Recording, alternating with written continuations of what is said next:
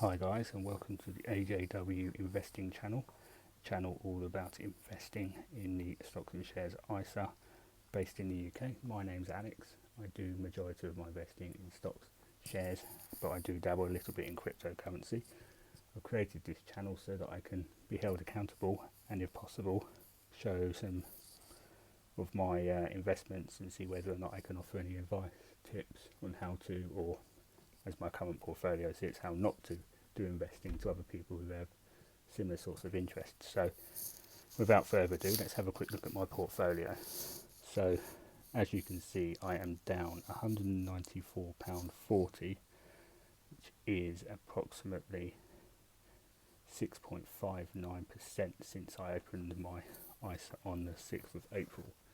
For those of you that don't live in the UK, the government, they don't really give us too much, but what they do allow us to do is to invest £20,000 tax-free on an annual basis commencing on the 6th of April each year, and from that any profits made, so in this instance profits made from the investments I make, any dividends is tax-free. That allowance resets every April, and you can invest another £20,000 on top. See, I know in America you have something similar, but it's usually limited to £6,000, and surprisingly in Europe they don't really offer this at all. So I've opted for Freetrade this year for my ISA. I had initially considered doing Trading 212, which is the platform of choice for the vast majority of UK based stocks and shares investors, but sadly following the AMC and GameStop debacle of January-February time of this year, Trading 212 stopped taking on new customers, and as of the 6th of April when I went to open up my ISA, they were still not doing so. So I had to look around for an alternative, and for £3 a month, Freetrade seemed to be the best option for me. So let's have a look at my portfolio. So on the 6th of April I invested £2,800, which is what I had available from savings from the beginning of this year, which has managed to build up over the last 12 months with the pandemic, people not working, my wife losing her job, and other expenses coming out. So I put £2,800 in. We'll add £1,000 a month to this every month at the beginning of every month. So, and as you can see, down to 605.60 so far, which isn't the best of starts, but as I intend for this to be a long 5 to 10 year investment plan, I'm not overly concerned, and well, not everybody makes money straight away. Hopefully, it's not just me, but look at my investments and you'll see the reason the majority of the portfolio being down is because of my Coinbase investment, down 13.7%. This was me breaking one of my rules. I said let's not do emotional investing, and I broke that with Coinbase on their IPO launch day. My initial plan for this was let them launch, see how things go, let it settle, see if it goes up or down the first day, and then maybe buy into it towards the end of the first day. So what I did is I waited for it to launch and then bought in at $394 a share. I know it went up to $4.29 at one point, but unfortunately for me I bought it on its dip, and it kept on dipping and dipping and dipping down to $310 a share towards the end of the day.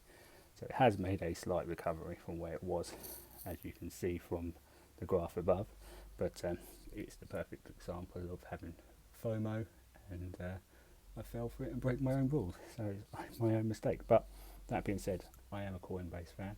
I have a Coinbase account, my cryptocurrency is held there, and I fully expect it to be a $450 to $500 company at some point later in this year. So I'm in it for the long run, and hopefully I will manage to make a return on that at some point.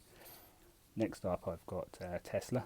You will notice from Freetrade that they list your investments in terms of what the value of the investment is at the time, rather than in alphabetical order like Trading 212 does to default. So Tesla is my next biggest holding with a 7.35% profit so far on my 0.49 shares. I'm a fan of Tesla. I don't own one, but ultimately I do wish to to have one in the future. I like the way the company goes. I like Elon Musk. I like SpaceX. So it falls within my plan of EVs and tech stocks that I like, plus companies that I believe in and companies that I want to own or do products in, which leads nicely onto Apple. 6.27% profit so far, or increase on my investment. I'm an Apple fan. Doing this with an Apple iPhone, I've got an iWatch, I've got an iPad. It's a logical step for me. I like the company and personally feel that it is undervalued at the moment. Same goes for Microsoft. I use their products every single day. 5.62% increase so far on my investment. And then Amazon, up 5%. Amazon is Amazon. They have their things in millions of pies, and they've had a lot of my money over the last 12 months within the lockdown, so it makes perfect sense to try and recoup some of that somehow from them, so I have done. And then we have Disney, just down 1% at the moment, but 1.8 shares of Disney. They don't really need much explanation, and I fully expect that my 1% down will definitely turn green in a couple of months, especially as their parks start to open. Plus the Disney Plus subscription services has taken off and is growing at a ridiculous rate, and it won't be too long before that is making them more money than, well, it really does make more money than their parks, but will be up there alongside Netflix in terms of subscriptions, not too distant future. And a couple of tech stocks at 2.64% down in Lamb Research and 3.2% down on Palantir. 6.5% down on Square, but when we've got a few more smaller holdings in Neurocrine.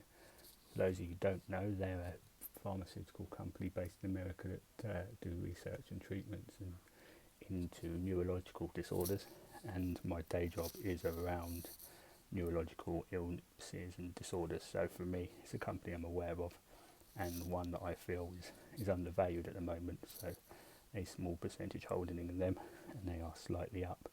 Main Street Capital, not really much to say about them, 1.7 shares, good for providing dividend, a good steady company. They fluctuate around the $50 to $53 region, quite a reasonable amount. If you look, they've had some steady growth after the last year, 83% up, but there's not much difference. There's drops between 0.8 and up 0.8% over the last 7 days, and not too much in terms of growth, 12% growth in the last month. So for a debt investment company based in America, they are a pretty reliable income for me. And then Starbucks, again, another company that's had a fair bit of money from me over the last 12 months.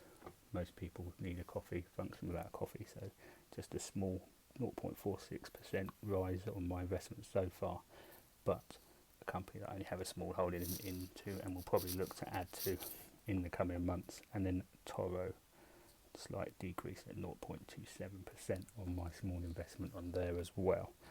So guys, that is my portfolio. It's not the biggest, it's got some good stocks in there, it's got some not so good stocks in there.